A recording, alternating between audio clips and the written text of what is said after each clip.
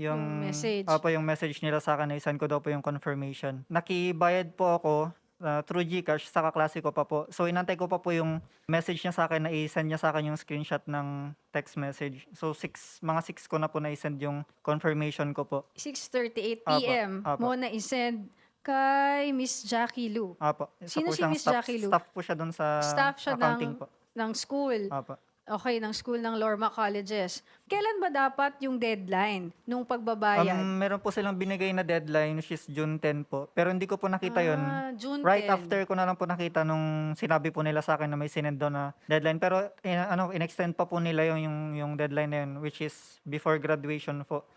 So yun nga po, nagbayad po ako ng hinabol ko po yung payment kasi po wala pa talaga kaming pambayad that time nung June 10 po. So, wala Nantay pa kayong po namin pambayad? kasi yung sweldo po ng mga kapatid ko na dumating which is next week pa po after ng graduation.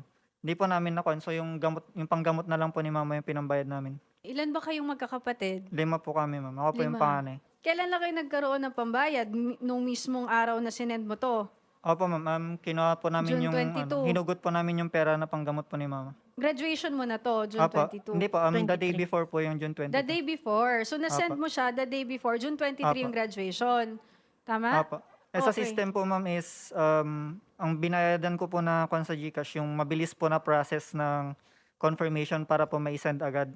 So, Okay. meron po siyang charge na 15 pesos nung binayaran ko po yung GCash po. Since nasend mo siya, bago pa pala yung graduation, natanggap naman nila, no? Nandito. Hindi po ata Bakit? nila na double check, ma'am, kasi sa system po nila yung Sa system nila. Pero kapag ganun, di ba? Pag sinend naman ng via GCash, kasi may personal confirmation account, po na mismo. marireceive mo kagad, so alam mo kagad yun. Anong Apo. sabi sa'yo ni Miss Jackie Lu? Nantay ko po yung reply nila pero wala na po. Nasa na po ata sila, nakauwi na po ata ng bahay kasi after So, ang nangyari ba, hindi na i-report ni Miss Jackie doon sa... Sino ba ang in charge sa...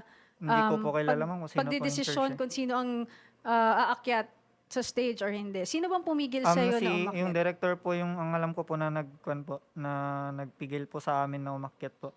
Ilan kayo noon? Bali po sa nationality po, mga Filipino students po. 4 po kami pero yung isa po hindi po pumasok kasi po siya po nasabihan. Nasabihan na, hindi na siya pwedeng Opo. umakyat. Yung iba ba, nakapagbayad Hindi din po ng yung late? nag-absent po na yun, hindi po Hindi talaga talaga siya sila nakabayad. nakapagbayad. At ang pinag-uusapan natin dito, 2,700. 50 po. 50. Opo. Nagpa-interview pa po sila sa isang radio station kasi tinatanong po sila kung tatanggapin po ba nila yung public apology o hindi. Ang sinasagot po nila is yung statement daw po na binigay. Ikaw ngayon, ang gusto mo lang, public apology. Opo, public apology po. Kahit po sana hindi nakapagbayad yung students, dapat